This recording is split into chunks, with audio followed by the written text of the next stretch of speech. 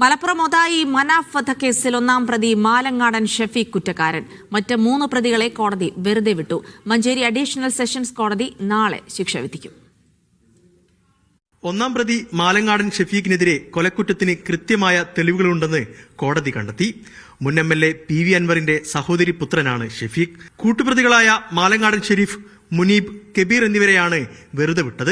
പ്രധാന സാക്ഷി കൂറുമാറിയതോടെ കേസിൽ PV അൻവർ ഉൾപ്പെടെ 21 പേരെ കോടതി നേരത്തെ വെറുതെ വിട്ടിരുന്നു. 1995 ഏപ്രിൽ 13 എടവണ്ണ ഒതായി അങ്ങാടിയിൽ ലീഗ് പ്രവർത്തകനായ മനാഫ് പിതാവിന്റെ മുന്നിൽ വെച്ച് കൊല്ലപ്പെട്ടത്.